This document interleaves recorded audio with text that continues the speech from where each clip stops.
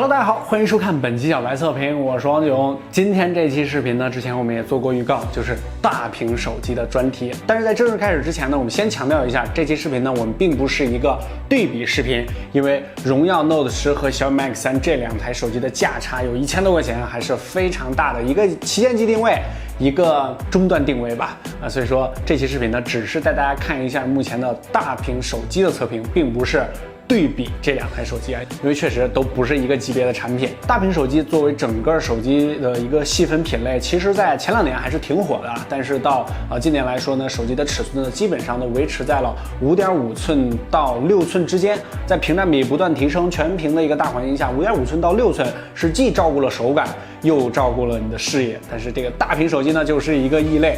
这个长续航，然后比较好的影音体验是它的最主要特点。OK， 那咱们就废话少说，不客观真甜，小白测评，荣耀 Note 10、小米 Max 3测评马上开始。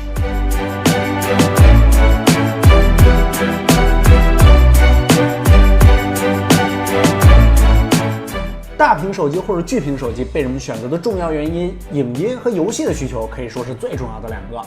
荣耀 Note 10一块6.95寸的 AMOLED 屏幕，2220×1080P 分辨率，18.5:9。虽然边框并不算窄，但是给人的视觉冲击力还是非常强的。这块屏幕手动最高亮度425尼特，同屏下最低亮度385尼特，最大亮度差40尼特，表现一般。在强光刺激下，最高能飙到518尼特，表现还可以，但是与官方说的600尼特还是相去甚远啊。小米 Max 3为6.9寸的 LCD 屏幕，分辨率2260×1080，比例18:9，手动最高亮度465尼特，同屏最低亮度414尼特，最大亮度差达到了51尼特，背光的均匀度表现一般，而且没有峰值亮度的功能。观影体验方面，咱们先说画质。大屏手机最直观、最容易感受到的一个点，那就是影音方面。我们选择 HDR10的视频，对比荣耀 Note 10和同样支持 HDR 显示的小米8，它们的差别，两者的色彩都是比较鲜艳的。不过在某些高亮的区域，小米8的亮度出现了溢出，画面细节出现了明显的丢失，表现确实不如荣耀 Note 10。至于不支持 HDR10的小米 Max 3和荣耀 Note 10，可以说就天差地别了。画面不仅对比度较低，色彩也十分暗淡，看起来灰蒙蒙的，像隔着一层雾一样。其实你单看的话还挺好，一对比就相形见绌了。但是对于 HDR10这个格式呢，我们也必须说明，国内的 HDR10资源并不丰富，可以说非常匮乏。日常在线看电影，或者说去资源网站下载一些影片，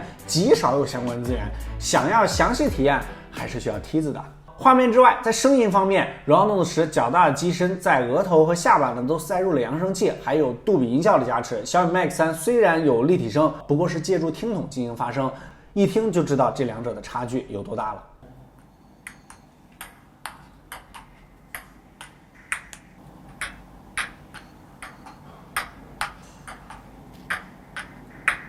由于多了个专门的扬声器，立体性上确实要比 Max 3好很多。音乐开头乒乓球在左右跳动，听得非常清楚，立体效果也比较出色。小米 Max 3由于听筒的音量比较小，主要在底部扬声器发声，立体效果并不明显。看来 Note 10顶部的这一堆孔啊，也不是白打的，多出来的扬声器效果其实还挺明显。但是在这儿我们还是要特别说明一下 ，Note 10呢是旗舰定位，在价格上呢跟 Max 3要差很多啊。漫画尤其是彩漫方面，也是大屏手机一个非常大的优势，毕竟 iPad 确实太大了，这个随身携带也不方便。我们对比一下这两款手机漫画的显示，除了屏幕色温略有差异，二者在漫画细节的显示、色彩表现上基本一致，也可以说没啥差别，都要比小屏手机看起来舒服太多了不用放大就可以直接看清楚对话的文字，看久了也不会那么累眼睛。性能方面呢，它们两个处理器差别非常大，依旧不是对比。Note 10的麒麟970大家都非常熟悉了20款英特尔2打开3次平均耗时135秒，数据库排名中等靠上，第一轮都挺迅速，也没有出现任何卡顿。第二轮呢，只有1-2个需要重新加载，表现比某些845的旗舰还要好。看来华为对麒麟970这么长时间的打磨还是可以。小米 Max 3的636就表现一般了，3次平均耗时246秒，数据库中排名倒数了。第一轮打开速度还不错，有一些轻微卡顿。第二轮呢，明显慢了很多，而且杀死了很多后台，过渡动画也明显掉帧。某些毒瘤应用呢，还出现了黑屏、卡死、无法加载的情况，表现一般。不过价格也摆在那儿，不能对它要求太高。Note 10上最大的亮点，除了屏幕之外，就是新增的所谓 CPU Turbo。在我们的快速体验时呢，其实我们已经做了测试了啊。CPU Turbo 呢，其实更像是一个营销噱头，毕竟 GPU Turbo 还是比较成功的。这个实际游戏体验呢，并没有什么提升，在日常使用中呢，也不能打开。游戏测试过程中全程开启 CPU Turbo， 王者荣耀全程满帧，刺激战场破解60帧之后，绝地海岛帧率一直在41帧左右浮动，50帧都没有，哪有勇气说什么游戏尽兴体验啊？热带雨林一开始帧率有明显的波动，到了20帧左右，后来稳定在40帧，表现一般。看来 CPU Turbo 无论在开始还是在后面，都不能像 GPU Turbo 那样实打实的提升你的游戏体验。至于骁龙636的Xiaomi Max 3表现一般，连王者荣耀都出现了一些掉帧，这个帧率曲线方面波动也比较频繁，最低到了40帧。刺激战场破解帧率我们只是让大家看一下啊。这个表现更惨，上下浮动像过山车一样，最低10几帧，最高到了40帧，平均帧率30帧左右，只能说是勉强能玩。荣耀 Note 10配合 CPU Turbo 还专门设计了一个叫 Z9 的液冷散热，这个9层散热设计怎么着都让我想起来9层妖塔。发布会上说的更是神乎其神，实际上就是一个直径很大的铜管，贯穿手机的冷热区，把热量均匀地分布在手机后背面。吃鸡默认40帧时，正面最高温度40度，背面温度42度，这个表现还是相当不错了，对比众多的845旗舰低了3-4度。为了测试液冷散热的极限实力，我们破解吃鸡60帧之后，我们在地图里疯狂的开车，1小时的翻山越岭，最高温度出现在背部指纹传感系数43.3度，正面最高温度42度，在数据库中排名靠上，温度控制可以说非常优秀。看来大铜管的液冷散热还是很有效的。处理器的温度不会堆积在某一点上，散热效率也高了不少。小米 Max 3同样破解60帧，1小时吃鸡最高温度出现在正面屏幕大拇指触控方向的区域，44.2摄氏度，背部最高温42.7摄氏度，排名中等。结合骁龙636的性能来看，这个发热只能说是一般吧。大屏手机除了影音娱乐，买它最重要的原因，那就是几近无敌的大电池和长续航了。可以说这是很多人购买大屏手机最直接的一个因素。荣耀 Note 105000毫安时的大电池，官方说充满电的情况下，王者荣耀能玩6.5个小时。一开始我们也并不担心它的续航成绩，不过实际3小时的续航测试表现却不尽如人意，耗电达到了40%。虽然说数据库中排名中上，但是这可是5000毫安时的电池。华为的上代旗舰 Mate 104000毫安时的电池只耗了38%的电量，荣耀 Note 10的表现非常一般。查看电池效率，1小时平均耗电667毫安时，这个成绩在我们的电池效率数据库倒数第2，也是所有麒麟970处理器中表现最差的一个。小米 Max 35500毫安时的电池，3小时续航测试仅耗电31%，数据库中直接排名到了第2，表现非常不错。不过电池放电效率上，1小时平均耗电567毫安时，数据库中排名中等靠下了，不如其他636的手机。这两款大屏手机的电池放电效率都上不去，最大的原因就是它们过大的屏幕尺寸，大尺寸导致背光压力山大。为了整体的亮度，不得不增加背光功率，最终导致屏幕的耗电占了总耗电量的一大部分，这也是大屏手机不可避免的问题。1小时吃鸡，小米 Max 3耗电16%，荣耀 Note 10耗电20%，占据了排行榜的第1和第3，表现不错。至于第2名嘛，则是6000毫安时的小米平板4。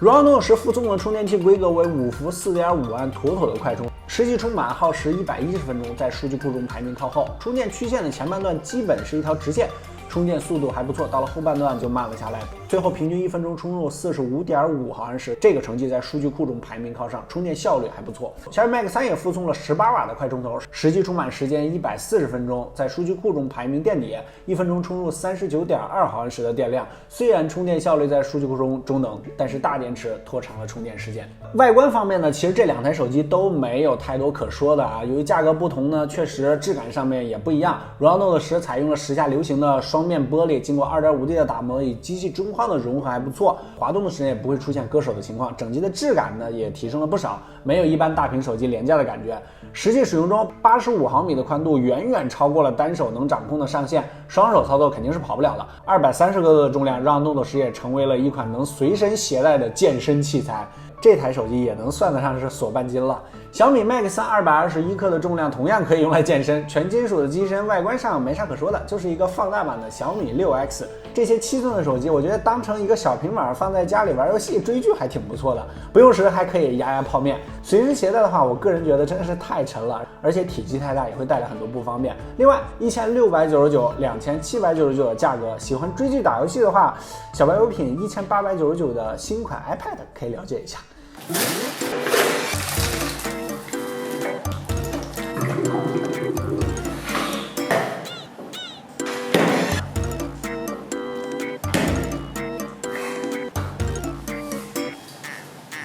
拍照方面其实并不是大屏手机一个主要卖点啊。Note 10和荣耀10采用了同款后置 IMX498、IMX550，光圈都为 f1.8，不过缺少了光学防抖。至于前段时间很火的小米 Max 3的闭环马达，其实很早之前在三星 S4 上就出现过了。至于闭环马达和开环马达的具体区别，还有它们俩的优劣，我们在小白测评微信公众号为大家准备了一篇科普技术文章，在我们的微信公众号后台回复马达这2个字就可以直接查看了。实际体验方面，先来看荣耀 Note 10这一组美10的样张，华为和荣耀 Note 10表现都非常相近，像开了美颜一样，粉粉嫩嫩的，比较好看，让人食欲大开。不过荣耀10的颜色就偏得太离谱了，坚果一加属于比较写实的风格，小米8则是明显过曝。室外风景上，华为 P20 Pro 强烈的明暗对比让画面看起来更有味道。荣耀 Note 10的颜色最鲜艳，比较讨好眼球。放大看远处的楼房，华为 P20 Pro 出现了明显的噪点，细节也大量丢失。剩下的1+6和荣耀 Note 10表现最好。这组样张华为 P20 Pro 的对比度依然是最高的。放大右边的建筑物，大家的细节还原几乎相差无几。1+6的颜色还原最好，画面墙壁还能看出是粉色的，其他几者颜色都发生了偏移。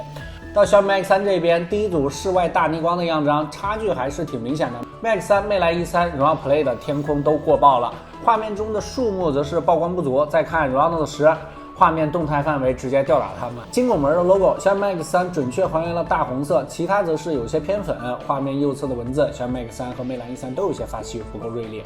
小米8 SE 还是老毛病，噪点控制的不够好。荣耀 Play 和 Note 10表现都比较不错。室内的静物，荣耀 Play 的画面最吸引眼球，色彩比较讨喜。Note 10表现不错，右边的狗尾巴草，荣耀 Play 的细节还原也比较好。拍照方面总结，经过多组对比 ，Max 3的拍照在不到2000的这个价位段，并没有什么太大优势。不仅画面细节还原不够好，而且没有 AI 算法加持，画面颜色比较暗淡，也不够吸引眼球。整体要比同级别的竞争对手要稍逊一筹，这个就是千元机的水平。荣耀 Note 10表现还不错，无论是色彩还原还是细节把控，都是国产主力机旗舰的水准，也能看出来它的旗舰定位。不过照顶级旗舰还是有明显差距的，在2799这个价位段属于正常水平。